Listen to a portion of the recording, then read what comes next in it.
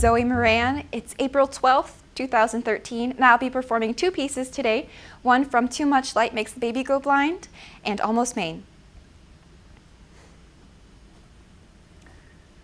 Fascism begins early and small.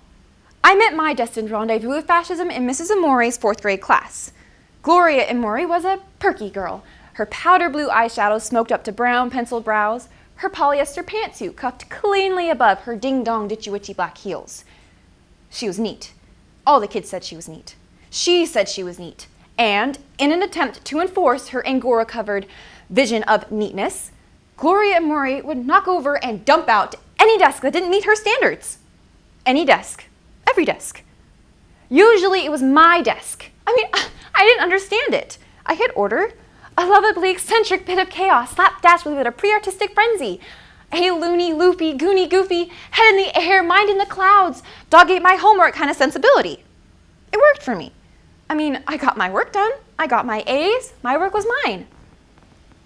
And as I bent down to smooth and gather my interrupted structure, I wondered, where was the respect for my spark? Where was the wisdom that would see my decisions for what they were? I dream sometimes. I dream of reaching back and standing tall.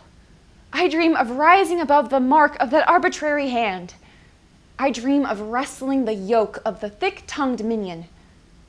I dream of rising to the fullness of my 4'11" frame, cocking solid back on my heels, burning up at that Maybelline clotted eye, saying, "Bitch, if you touch my desk again, I will rip out your uterus to spare future generations the terror of your spawn!"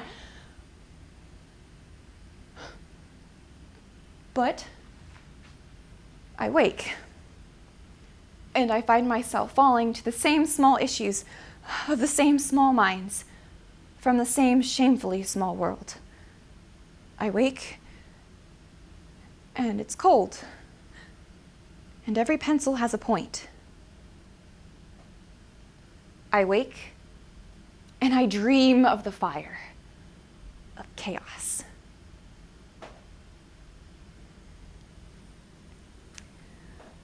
I know this isn't going to be very easy, but I was just out there all alone in the world, and all I could think about was how I had no place in this world. But then, out of nowhere, I realized I did have a place in this world. I did belong, and that was with you. So I flew, and I took a taxi to get to you. I just had to come see you. Thank God you're...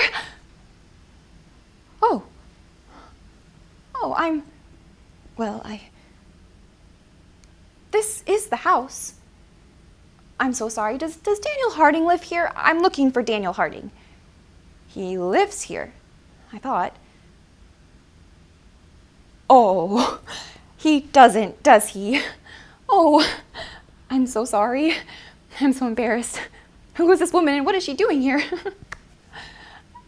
I just honestly thought he'd be here. I thought he'd always be here. Always. Have you seen him? He's a big guy, big, tall guy. Played basketball? Oh, don't even answer that. I don't live here anymore, but when I used to hate it when people assumed I knew everyone in town just because it was small. I'm so sorry to have bothered you. I was just so sure that... When his parents died, he kept the house, I heard. He lived here. He stayed here, I thought. He was one of the ones who stayed. I didn't stay. I went away. And I guess he did too. You gotta hold on to people or you lose them.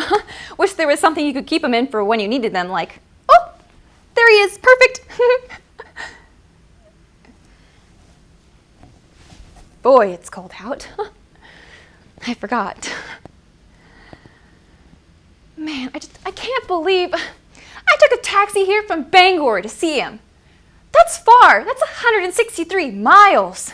Yeah, and I can only fly as close as Bangor because I had to get to him as fast as I could because I had to answer a very important question he asked me.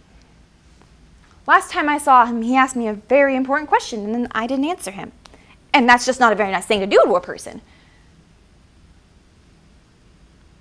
He asked me to marry him. Yeah, and I didn't answer him. Nope. At the time, I didn't have an answer for him. I was going off to college, and the night before I'm about to go off and do what I hope and dream, he asks me, "Will you marry me?" Come on. I was leaving in the morning. What was I supposed to say? I told him I would have to think about it. I would have to think it over overnight, and I'd be back before the sun came up with an answer. But then I left. I left him standing right there. Ugh. But that's why I'm here now. Because I know now that you can't just do that to a person. You can't just do a thing like not answer a question like the one he asked me. You can't do that, especially to someone you love. I loved him. And I still love him.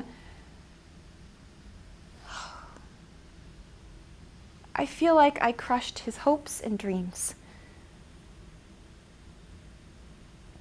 Well, thank you.